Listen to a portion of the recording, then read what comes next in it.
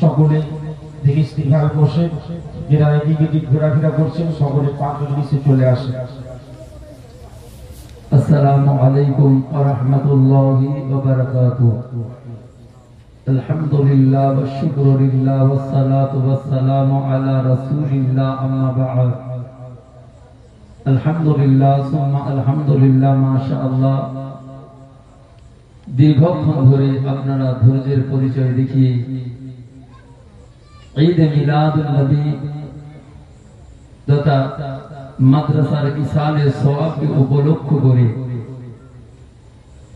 সাইয়্যিদুল মুরসালিন, সাইয়্যিদুস সালালাইন, ইমামুল মুরসালিন, ইমামুল আম্বিয়া, সাইয়্যিদুল আম্বিয়া জনাবে মুহাম্মদ রাসূলুল্লাহ সকলে বলেন সাল্লাল্লাহু আলাইহি ওয়াসাল্লামে একটি ঘরকে উপলক্ষ করে এই দ্বীনি জান্নাতের বাগানে যে আল্লাহ বসবার মতো তৌফিক দিয়েছেন, সেই আল্লাহ পাকের দরবারে শুকরিয়া আদায় করি।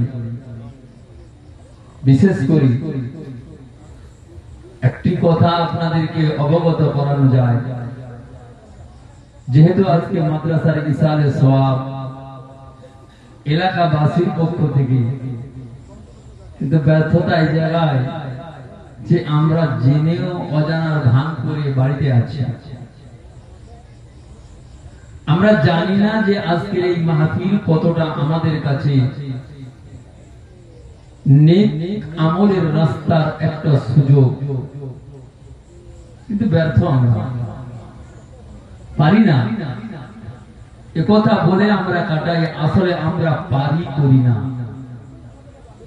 যাই হোক, দীর্ঘক্ষণ ধরে আমার বন্ধুবর জনাব হযরত মাওলানা আব্দুল্লাহ আমিনী ভাই আলোচনা করেছিলেন, সুন্দর বয়ান রাখছিলেন।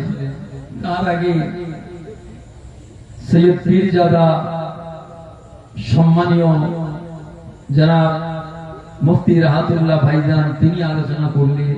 তার আগে মাদ্রাসার মুআল্লিমগণ যথারীতি আলোচনা করেছে।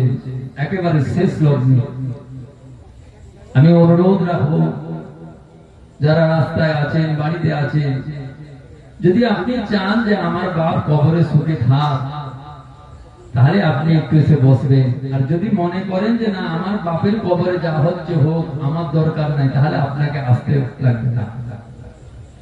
কারণ আপনি যে বাহাদুরি দেখাচ্ছেন এটা আপনার নয়। আপনি যে অর্থশালী হয়েছেন এটা আপনার মেহনতের জন্য নয়। আপনার মতো অনেক অর্থশালী